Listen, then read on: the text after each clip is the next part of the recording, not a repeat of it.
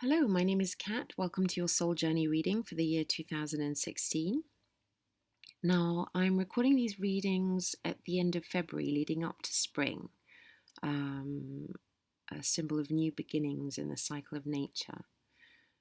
So there's no fixed time for how long these messages will resonate. That really depends on your own individual experiences and challenges and how you meet them. So do come back and listen to these as often as you need to. But I will be recording further readings throughout the year to provide further guidance as your year develops and unfolds. So this soul journey reading is basically focusing on your life path and your soul's purpose in assisting you in discovering your soul's agenda in the journey of your life. I'm hoping that by highlighting this specific path can provide you with some guidance with regards to any specific challenges or lessons that need to be overcome. And living your life with this deeper sense of purpose can bring a deeper meaning to everything that you do and the decisions that you make, which will hopefully enable you to realize your higher self and reach your full potential. Hello, Capricorns. Welcome to your soul journey reading for the year 2016. Now, in the position of where you are currently in your spiritual development, the card that came up is the Empress. And the Empress represents reaching a point in your life where you've accumulated wisdom and the spiritual resources, and you're basically ready to extend to a state of unconditional love. The Empress represents the Great Mother, where you can actually be love, you are love, and this is represented by the sacred feminine, and this is relevant for both men and women, and for men that would signify tapping into that feminine aspect of yourself, and we're both feminine and masculine, and it's about reaching a state of balance of those two aspects of yourself, and a state of completion. And there are several aspects to this giving of love, and that's firstly the giving of love to yourself, the giving of love to others, to the environment and nature, and also as a symbol of the Great Mother, it signifies the relationship with your own mother in the archetypal sense in Jung psychology. And the Empress also represents reaching for a state where your ideas are coming into fruition. So it's all about creation, and that could be either mentally or physically, where you're basically channeling creative energy into a project or into your home life, building a family. Now, this card is going to act as a signifier to the rest of your reading, and will be read in relation to that. And the idea is that the path that you're currently on and the spiritual lessons that you need to learn are going to be leading you to this state of your highest potential, and in this current cycle of your life that is represented by this card. Now, in the position of the air of your being in which this lesson is being played out and how, the card that you got was the Six of Pentacles. And that's a card, Pentacles is usually relating to work, health, finances, security. And it's basically about having and not having, giving and receiving. And that could be either resources and wealth, power, love, knowledge. And it's about a struggle for harmony and balance in those aspects. And it's normally about prosperity and spiritual growth. You can see a figure of a man in the picture who's giving alms, and there are these two people kneeling down, receiving. It's really helpful to relate the cards to the number in the major arcana that they relate to get a deeper meaning. And the sixes are all relating to the lovers, number 6 in the major arcana. And that's basically pointing towards the need for a level of fulfillment in all aspects of your life, and a desire for passion and love. And that could be in relationships, but because you've got pentacles, it's telling me that this is something to do with your work. And if not specifically work, a desire for some sort of creative project that you would feel passionate about, and something that would bring you a sense of completion. And perhaps this is an area that's currently lacking in your life, or through which you're experiencing some kind of obstacle. However, for some of you, this really could be relating to a relationship. But if you are feeling fulfilled in that area, then again, this sense of balance is about nurturing the aspect that is in the shadow. And so that could go either way. For those that feel fulfilled at work, perhaps it's signifying a need to focus more on the family and creating a family. But again, the fact that you've got pentacles is telling me that this is something to do with a creative project or desire to feel passionate about something related to your work. In the position of your main unconscious obstacle to mastering this lesson, the card that came up is the Six of Wands. And wands are all about creativity and action. And it does show a man sort of standing defeated. As you can see, he has bandages and he's holding on to his wand cautiously. So this is telling me that either for some of you, something has been going on, some sort of struggle at work or within yourself to do with this feeling of being stuck in your work life or creativity, and feeling a little bit defeated, like perhaps your hopes have been dashed in some sense. Something you were hoping would happen seems to have fallen through, or taken a standstill. But this card also points towards lessons that have been learned through this challenge. And it's telling you to find strength and take those lessons and learn from them. In the major arcana, this is number 9 is related to the Hermit, which is all about withdrawal and going within yourself. And that could either be, again, this reflection of feeling wounded in some way or taking a step back. But again, it's pointing to a time of reflection and withdrawal, mainly as a way to seed your next move and to go within to try and reach some clarity about what that creative project could be or how it's going to take shape. In the position of your hopes and fears, you have the Eight of Swords. So you can see there's this woman bandaged and blindfolded, and the swords really represents a state of mind. So this is really pointing towards a fear that is within you. It's this feeling of restriction or powerlessness is not real. It's something that is imagined, and something that basically can be overcome.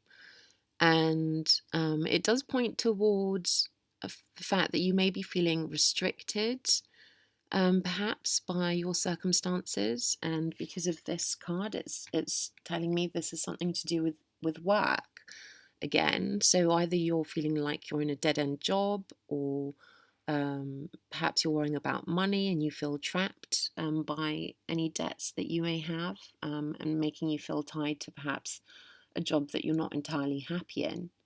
But it could also, for some of you, be pointing towards a relationship that's making you feel the circumstances that you're in are not necessarily bad, but all the obligations that you have from your family life are making you feel like you can't express certain aspects of yourself, these certain creative projects that are in you, just wanting to come out.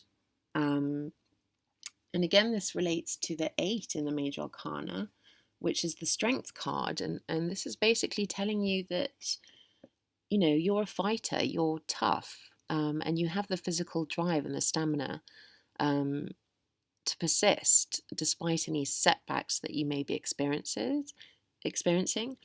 And you do have hidden resources within you to get through whatever challenges you're facing. In the position of how to overcome this obstacle on a conscious level, the card that came up is the Knight of Wands. And again, wands are about creativity, action, and movement. And it's telling you to tap into the energy of the Knight of Swords. So tap into that confidence, take risks, and use a sense of passionate involvement that's perhaps currently lacking.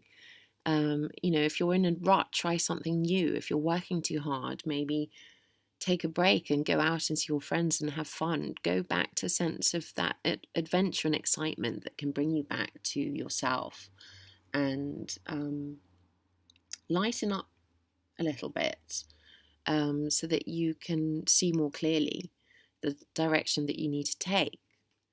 In the position of how the key to freeing your soul in these areas, the card that came up is a 6 of Cups, and this is actually pointing to relationships. So this is telling me that you need to look at the positive aspects in your life. You have a strong support network around you. You have family, friends that believe in you, and feel the strength that you can gain from that. Again, this is about giving and receiving, but it's also a card of nostalgia, and it's telling you not to look back with regret. And nostalgia can be a very positive thing as long as you're looking back and reflecting with the future in mind, and know that each step that you've taken on your path has led to better understanding of yourself and what you want, rather than feeling any remorse about what's led you to where you are. So this is really telling you to keep going no matter what, even if you feel like everything and everyone's against you. Don't give up. You are going to get through whatever obstacles you're currently feeling. And again, this is another 6. So you've got 2 6s here, which is represented by this Lover's card. So this is again pointing to creativity as the key to your freedom. And that's really what the Empress is all about. So there's a really strong message here about really being true to yourself and fighting your fears and tapping into this creative energy and taking action and movement towards manifesting these ideas that have already taken seed in your mind, and to start putting them into action. And that's really going to be the area in which you reach some sense of freedom and liberation from this feeling of being stuck in some aspect of your life that's preventing you from feeling complete despite all the positive things in your life. I mean, these are really, really positive cards. There's a lot of love around you, a lot of abundance to be tapped into, financial stability. There's a lot of good things happening in your life right now. So another way to look at this is through the archetype of the mother, which the Empress represent. The reason I'm thinking this is the Knight of Wands is really referring to a specific person, and it's usually a young adult or teenager. So this may be pointing towards looking back at your childhood, because we have this Strength card. Sorry, the number 6 of Cups, I meant, and the Ace of Swords, which is pointing towards your insecurities and inner fears that aren't necessarily real. This could potentially be pointing to some sort of childhood experiences that are the roots to these insecurities that are holding you back.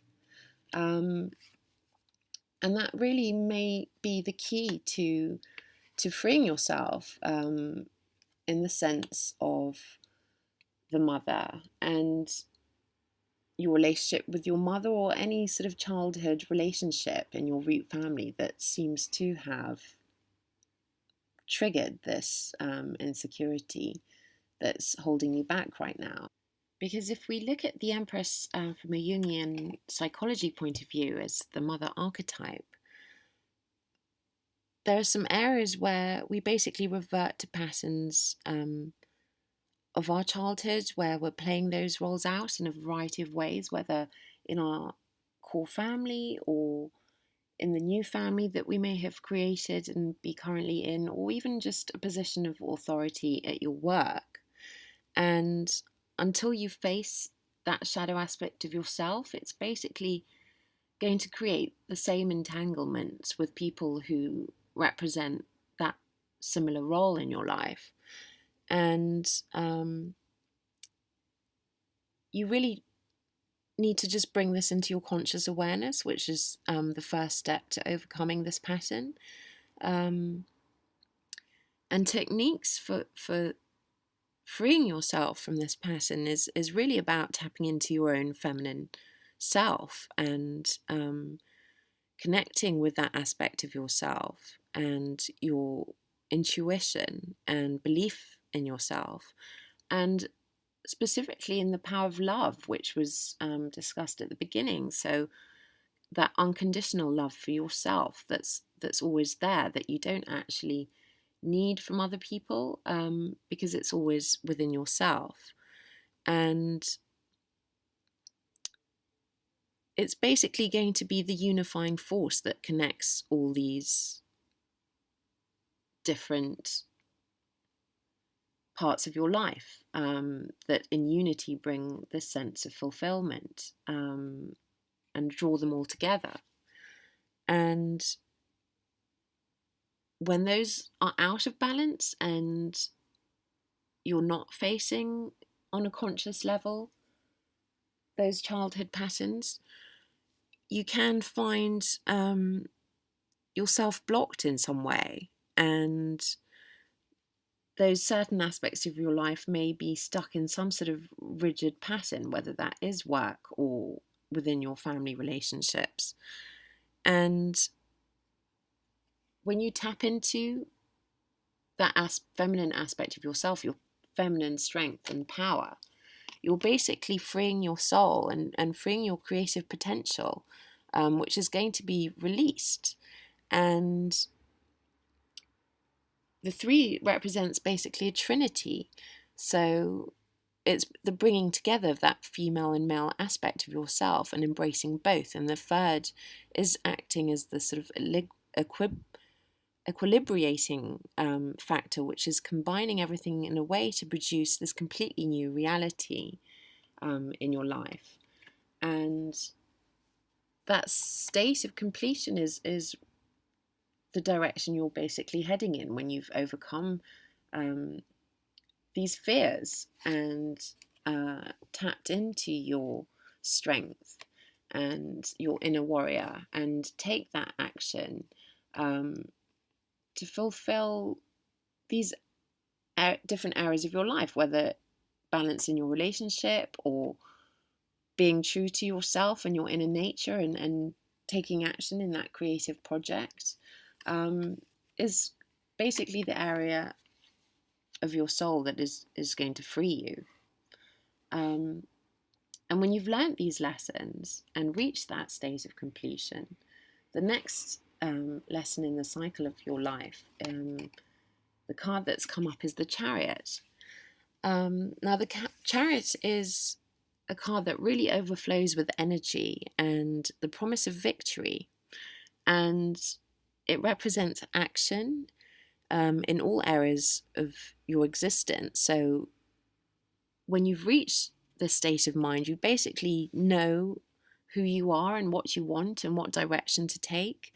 And you're in a state of strength where your inner confidence is showing, and this is going to lead to your ultimate success. And it's very much telling you you're going to be in control of your destiny, and you're basically going to be ready to conquer any obstacles that stand in your way. And it very much carries the power of all the cards that come before it, but you have to harness that power and bring together these opposing forces. As you can see, it does still present a challenge and two opposing energies, either within yourself or within your experience. But the difference is that you're no longer going to see this as a setback, these obstacles, and you're going to be seeing them as something